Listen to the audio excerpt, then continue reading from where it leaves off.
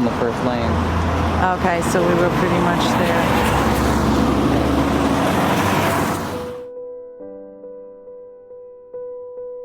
I think they were driving in the wrong lane this way, because this is a two-way street, and they were acting like it was a one-way street. They were trying to get onto the highway there. Yeah. That's where they speed up.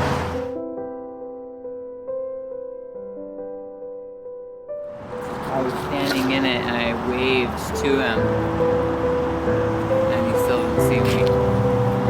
I think I was a little bit further than you. You were right behind me. You were closer here, like here. And it's like they turned a harder left and hit you.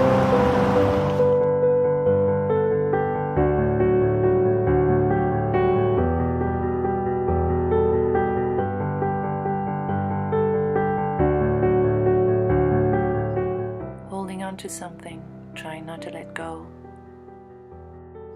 Although I knew I had been saved, I couldn't help but feel as though I was dying. Fear hadn't left me. On the contrary, I knew what it was like to almost die, and now I couldn't shake the feeling that I was always on the precipice of losing my life. There was no room for gray in my new universe. I knew that my life wasn't going to go back to the way it once was. I didn't like the dark anymore. I was grateful for the light in the hallway. I had changed. I was not the person I was before.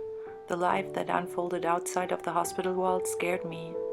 I couldn't even remember how the house looked and where everything was. How would I have any sense of where I belong? Who I was before the accident and who I was now were so far away from each other. A deep, dark depression should be the forecast for at least another year or two.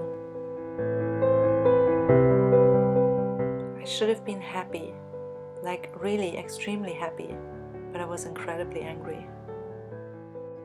I had little outbursts every now and again throughout my recovery, but these became more frequent and intense.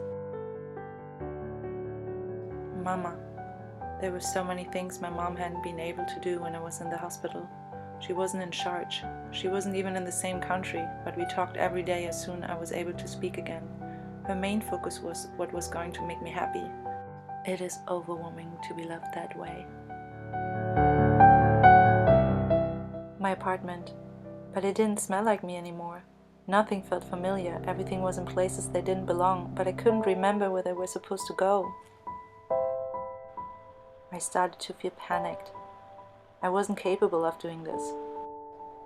Trying to start again was too big of a feat. The pain and the loneliness would always be too much. The flashbacks were happening at least 15 times a day. They would sneak up on me for no rhyme or reason. To this day, I still see a therapist because of my PTSD. The visiting physical therapists came to see me every day, and we did exercises and stretching and lifting and all of the things that would help me to get closer to the person I remembered being. The therapists were very encouraging women who were okay with me pushing myself.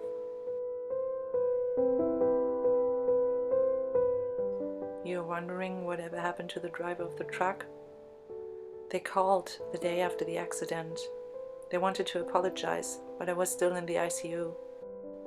I know it was an accident, but we still don't feel like contacting them.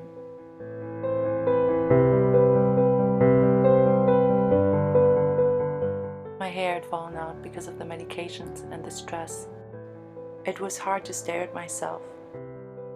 I thought about cutting myself, making myself bleed, so I could make the pain seep out.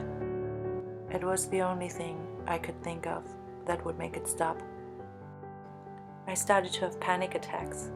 My chest would hurt, breathing would become difficult, and my hands would go numb. My husband and I had very few secrets. After my accident, we had even fewer. If a person can watch you vomit on yourself in a hospital gown with your hair falling out and still love you, things are pretty solid. I don't look injured anymore, and I know I'm pushing myself way too hard sometimes. Every little change scares me because I don't know anymore what to expect, and I feel out of control and often unhappy. At night, I still search for a light that tells me the darkness doesn't mean that I'm dead. My plan is pretty simple. Fuck the truck. Be grateful for a second life.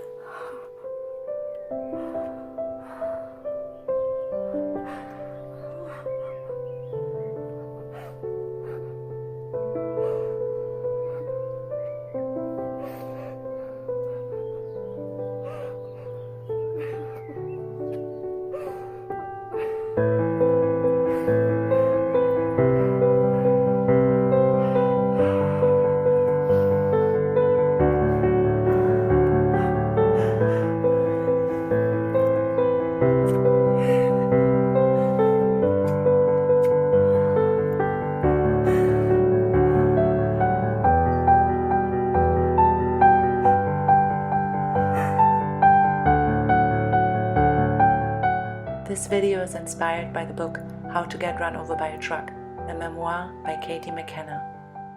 I read passages of this book in this video because I could relate to all of them.